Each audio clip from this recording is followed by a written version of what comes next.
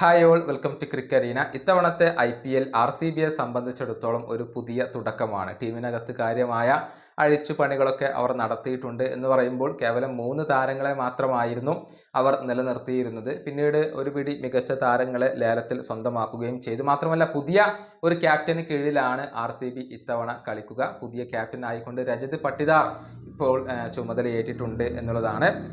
ഏതായാലും RCBയുടെ സ്ക്വാഡ് വിശകലനം ചെയ്തുകൊണ്ടുള്ള ഒരു ലേഖനം ഇപ്പോൾ ക്രിക്കസി പ്രസിദ്ധീകരിച്ചിട്ടുണ്ട്. അതായത് RCB ഇത്തവണ കരുത്ത് വർദ്ധിപ്പിച്ച 3 മേഖലകളുണ്ട്. ആ മേഖലകൾ ഏതൊക്കെയാണ് എന്നുള്ളത് നമുക്കൊന്ന് പരിശോധിക്കാം. ഒന്നാമത്തേത് മിഡിൽ ഓർഡറിലെ പോരായ്മകൾ നികത്തി എന്നുള്ളതാണ്. RCBക്ക് എല്ലാ കാലവും തലവേദന സൃഷ്ടിച്ചിരുന്ന ഒരു കാര്യമാണ് മിഡിൽ ഓർഡർ. അതായത് ആദ്യത്തെ 2-3 താരങ്ങൾ പുറത്തായി കഴിഞ്ഞാൽ വിശ്വസിക്കാവുന്ന താരങ്ങൾ മിഡിൽ ഓർഡറിൽ പലപ്പോഴും RCBക്ക് ലഭ്യമല്ലായിരുന്നു.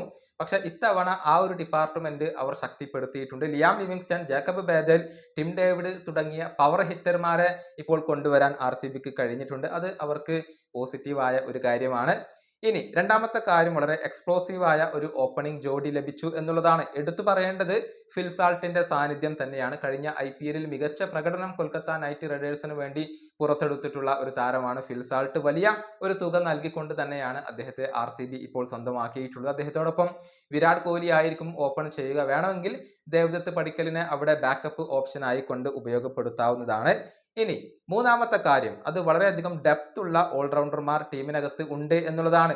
ഒരു പിടി മികച്ച ഓൾറൗണ്ടർമാരെ കൊണ്ടുവരാൻ RCBക്ക് ഇത്തവണ കഴിഞ്ഞിട്ടുണ്ട്. Liam Livingstone, Krunal Pandya, Tim David, Jacob Bethell, Romario Shepherd തുടങ്ങിയവരൊക്കെ ആ ഒരു ഗണത്തിൽ നമുക്ക് ഉൾപ്പെടുത്താവുന്നതാണ്. ചുരുക്കത്തിൽ അത്യാവശ്യം ബാലൻസ്ഡ് ആയിട്ടുള്ള ഒരു ടീമിനെ തന്നെയാണ് ഇത്തവണ RCBക്ക് ലഭിച്ചിട്ടുള്ളത്. പക്ഷെ എല്ലാ ടീമുകൾക്കും ഉള്ളതുപോലെ ഒരുപാട് ബലഹീനതകളും RCBക്ക് ഉണ്ട് എന്നുള്ളതാണ്. ഏതായാലും രജത് പത്തിദാറിന് കീഴിൽ RCB എന്ത് മാറ്റമാണ് സൃഷ്ടിക്കുക എന്നാണ് ഇനിയിപ്പോൾ ആരാധകർക്ക് അറിയേണ്ട കാര്യം. ഈ വീഡിയോയുടെ അവസാനിപ്പിക്കുന്നു. അടുത്തൊരു വീണ്ടും കാണാം.